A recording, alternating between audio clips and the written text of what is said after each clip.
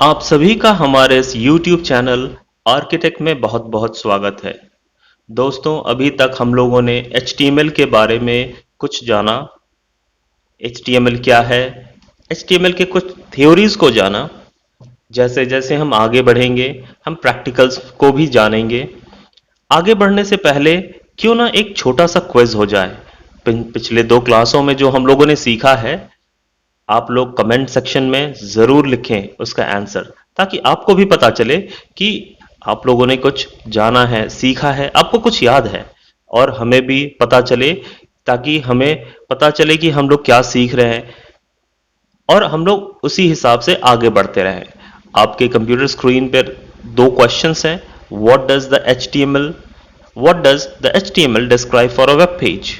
दूसरा क्वेश्चन है, what does the HTML element tales a browser? आप अपना नाम, आप कहां से हैं, और इन दोनों क्वेश्चंस का आंसर जरूर कमेंट सेक्शन में लिखें। चलिए आगे बढ़ते हैं। अब हम लोगों ने पिछले क्लास में कुछ टैग्स जाने, एलिमेंट्स के बारे में जाना, कुछ थ्योरी जाना।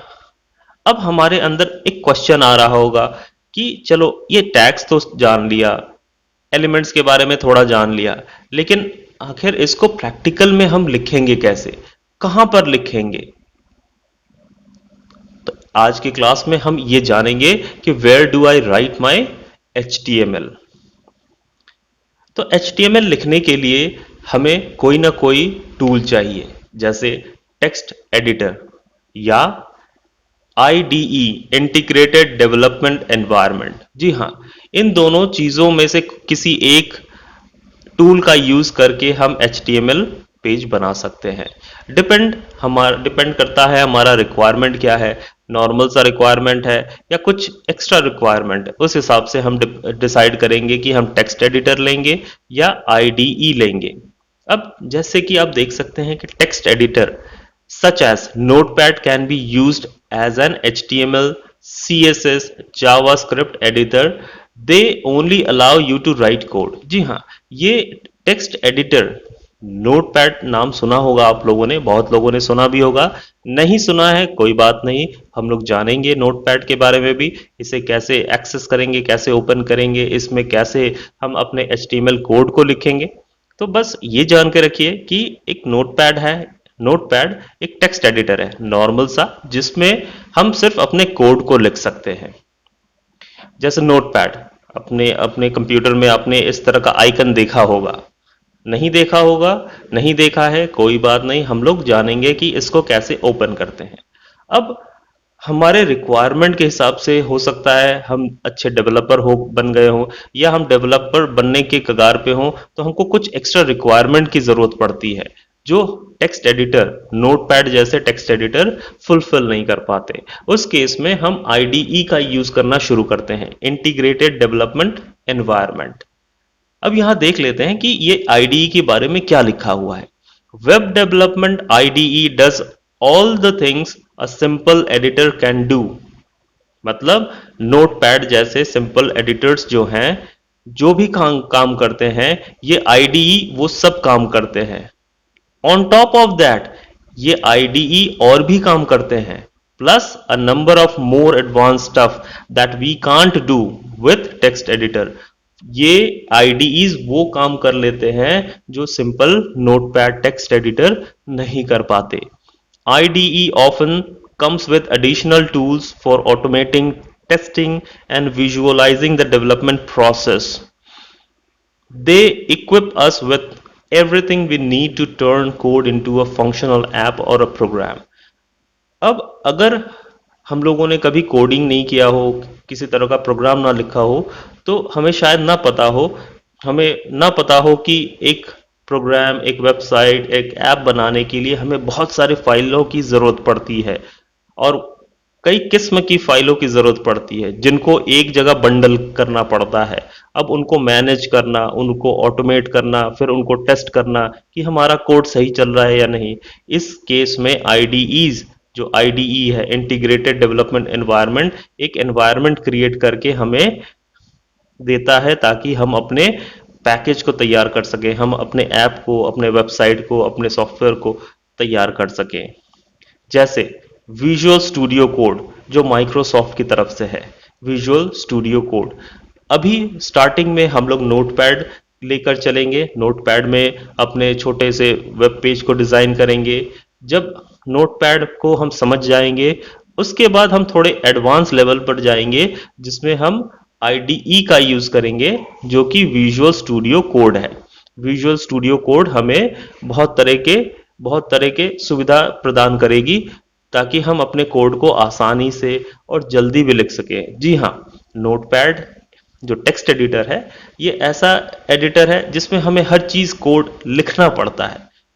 लेकिन ये जो आईडीईज हैं जैसे विजुअल स्टूडियो कोड, ये हमें हेल्प करता है हमारे डेवलपमेंट प्रोसेस को फास्ट करने के लिए। इनमें बने बनाए स्निपेट्स होते हैं, बने बनाए बॉलर प्लेट्स होते हैं जिनको हम शॉर्टकट कीज की मदद से यूज कर लेते हैं और कम समय में ज्यादा से ज्यादा अब कामों को कर सकते हैं। तो चलिए पहले हम एक बेसिक चीज जानते हैं।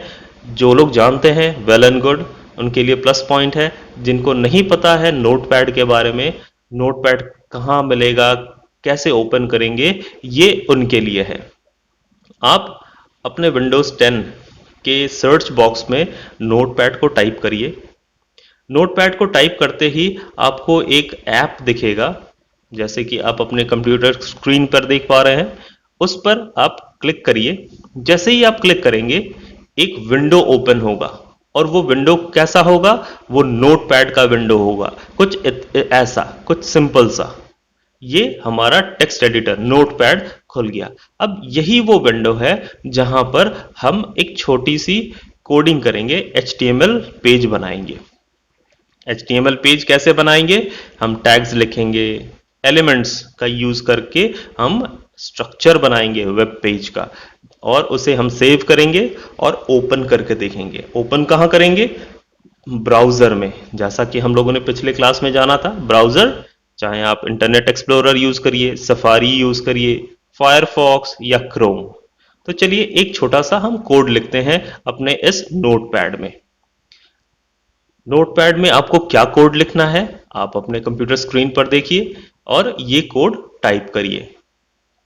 याद रखिए एंगुलर ब्रैकेट्स, जो less than greater than sign है, वो लिखना ना भूलिए। और जो स्लैश है, जैसा कि हम लोगों ने पिछले क्लास में जाना था कि स्लैश कहाँ लगाया जाता है? जहां पर एंड टैग होता है। स्टार्ट टैग, एंड टैग, और स्टार्ट और एंड टैग के बीच में हमारा क्या होता है?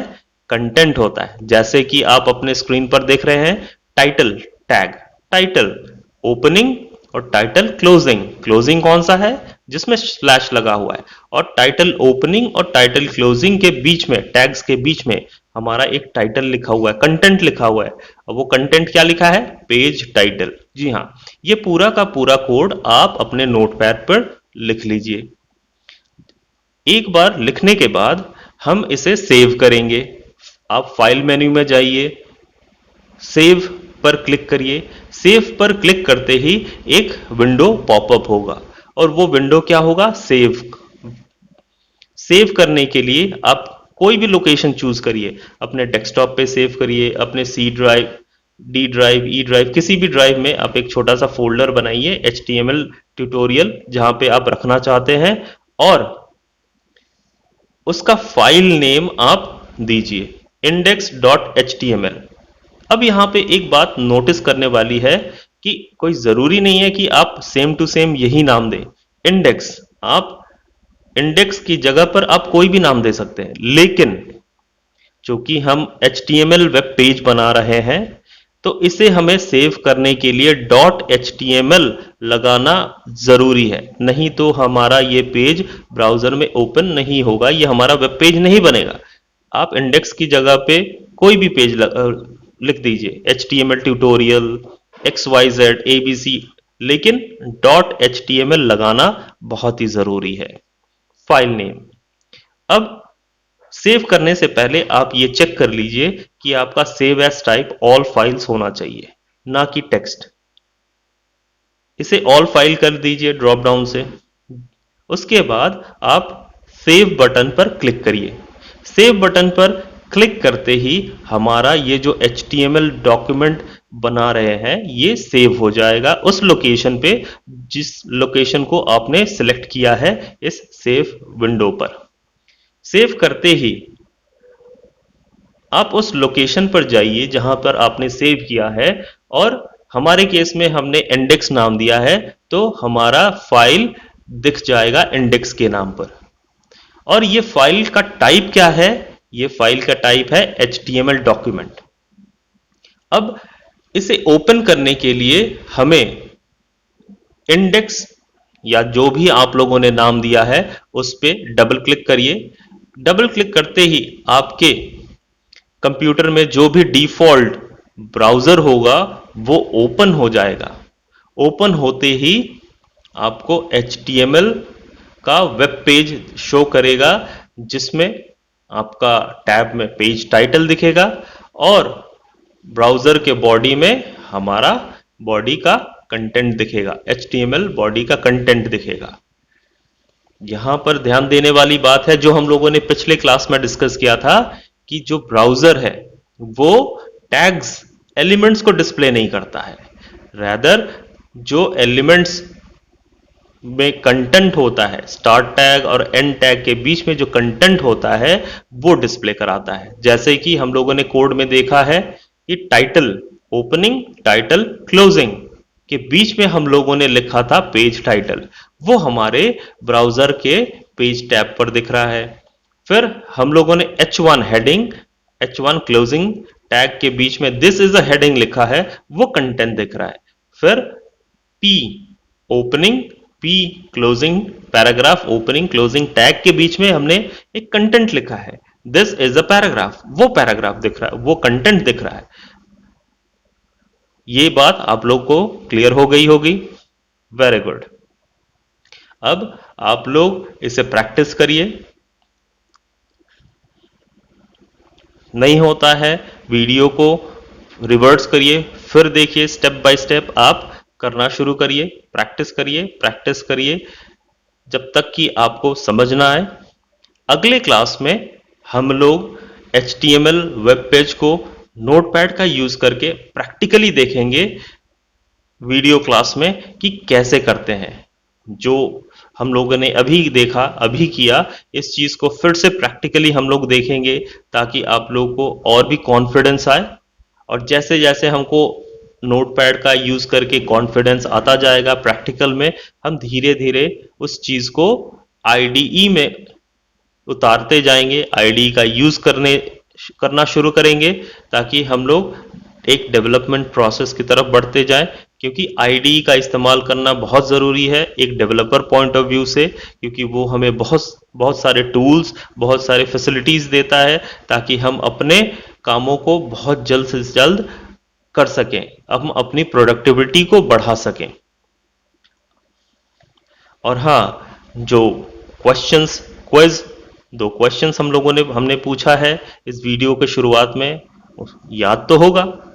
नहीं है क्वेश्चंस को फिर देखिए। और हाँ, इस वीडियो के कमेंट सेक्शन में ज़रूर लिखें अपना नाम, आप कहाँ से हैं और उसका आंसर, ताकि आपको भी तो पता चले कि आपने क्या सीखा और आप भी थोड़ा कॉन्फिडेंट हो कि हाँ आप वो कर सकते हैं, डेवलपमेंट की तरफ बढ़ सकते हैं। हम लोग साथ मिलके कुछ ना कुछ डेवलप करेंगे। आशा करते हैं कि आपको आज का क्लास अच्छा लगा होगा। आज की क्लास से आपने बहुत कुछ सीखा होगा। प्रैक्टिकल आप करिए और ज़रूर कमेंट करके बताइए कि आपने क्या सीखा। इस वीडियो को देखने के लिए बहुत बहुत धन्यवाद। आपको वीडियो अच्छा लगा हो लाइक ज़रूर करें, सब्सक्राइब करें और हाँ, बेल नोटिफिकेशन ज़रूर दबाएं ताकि हम लोग एक दूसरे से जुड़े रहें। कोई भी नया वीडियो अपलोड हो आप तक वो नोटिफिकेशन पहुंच सके। तब तक के लिए प्रैक्टिस करिए, keep practising, be happy, see you next time.